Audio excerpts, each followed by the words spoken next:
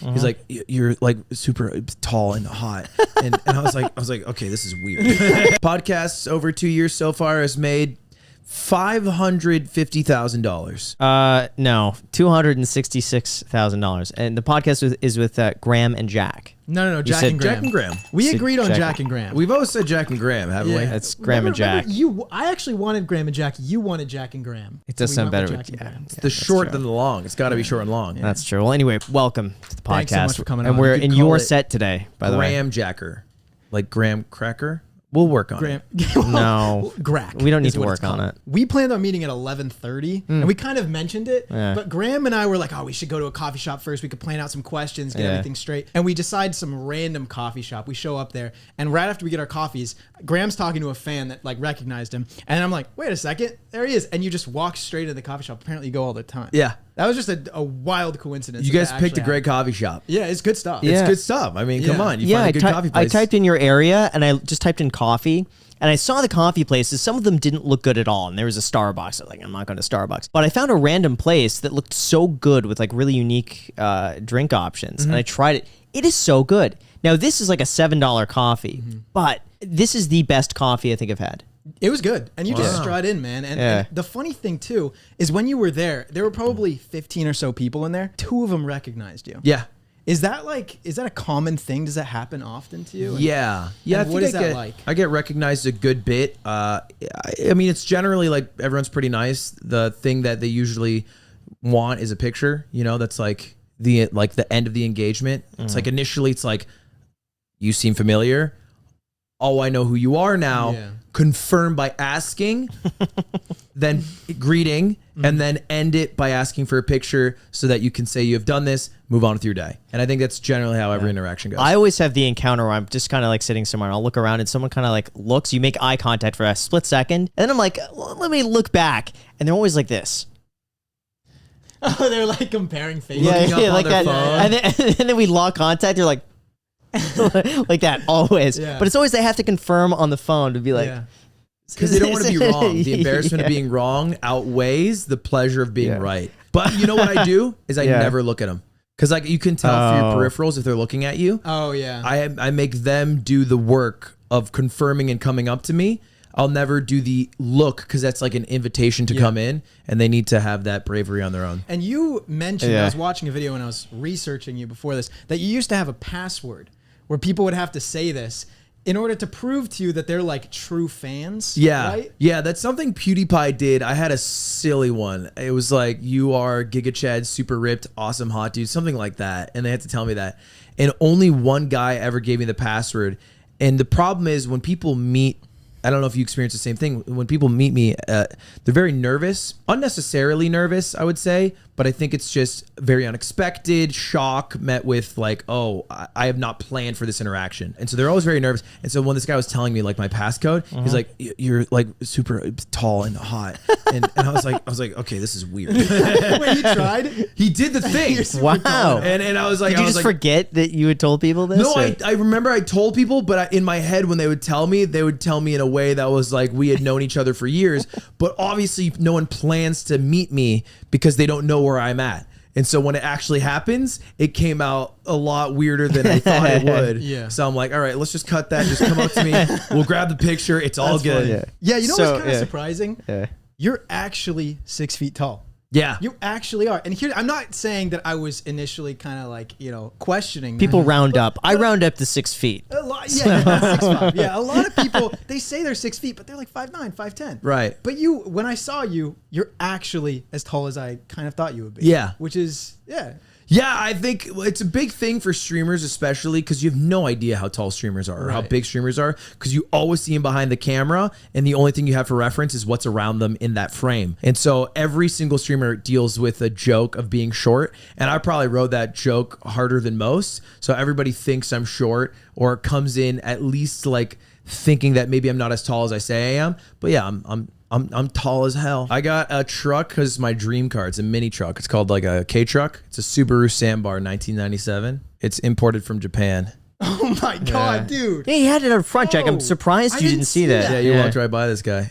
Yeah, I noticed it. I was trying not to hit it with my suitcase. How much was that? It was $5,500, and then it costs about another $1,800 to import, so $7,300 total. That's safe to drive. Like, I'd imagine.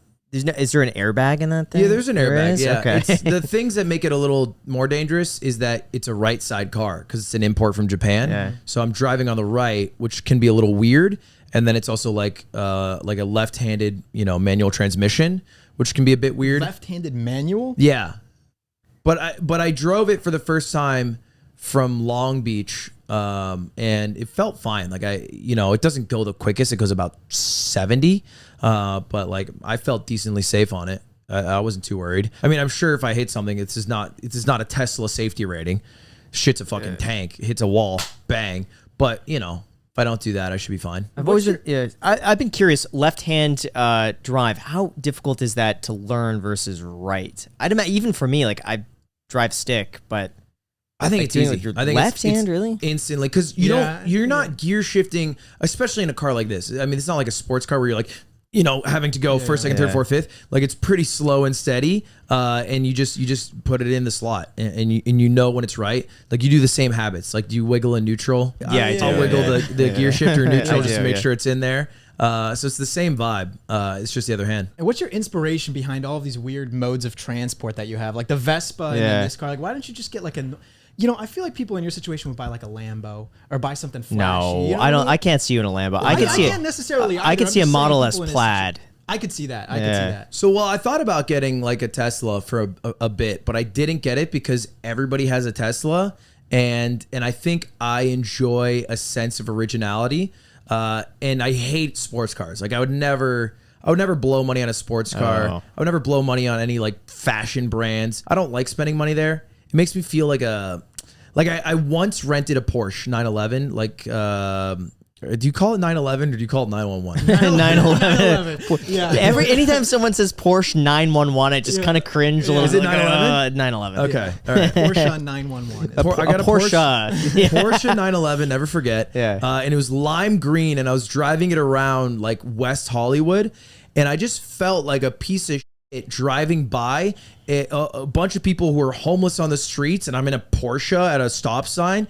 I feel like it's too much of a flex, and then I also am way more stressed driving it because I'm scared where I park it. Maybe someone nicks it. Maybe it gets broken into. Maybe it's because it's so low, I just hit a curb or something. And now I just have a $7,300 car that I think looks dope. That if it gets beat up, I don't really care. Yeah. But my plan for it is I think I'm going to put a ton of money into it and make it an EV. Whoa. Because I think that'd be that's sick. worth it, or you just want the originality? I think it'd be so sick. Yeah. Because I think the car looks dope. And so I want to paint it to match my Vespa. And then I want to make it an EV. And then it would probably be way better to drive. Yeah. That was something I was not expecting. We ran into you at a coffee shop. Yeah. And you're like, oh, yeah, just follow me there.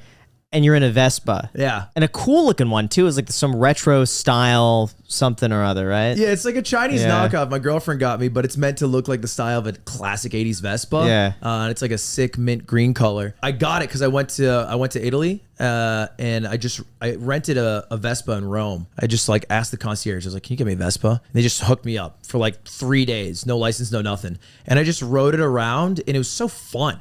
And I've always had a problem where I'm like a AI bot with a small AoE field, and I will only engage with humans who I'm physically able to interact with in person.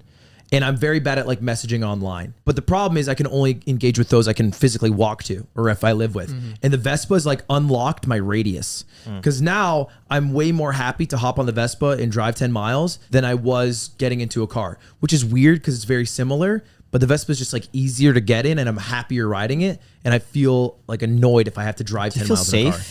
Driving the Vespa? It's pretty safe. I feel good. I don't know. I feel like I would worry about the safety of a Vespa. And I've wanted a Vespa for a strong 6 years, but I was never allowed to have one from my parents because it's dangerous. Yeah. So what I did to circumvent that was I bought a bike and threw a motor on it. Okay. And of course, I mean, I totally destroyed that thing and it broke because I don't know what I'm doing. Right. But it was probably a lot more dangerous than a Vespa. But I feel like I would just be worried about the safety. I don't know. I think it depends where you're at. Like where I'm at, it's not like downtown LA. Yeah. And so riding the Vespa around feels like pretty safe to me. And And I think you get used to it after a while. I mean, it certainly is more dangerous than a car, like just inherently, but you don't feel that because every day when you drive, you don't get injured. And so after doing that 100 times, you're like, oh, I am in a safe vehicle. So I think your brain tricks you.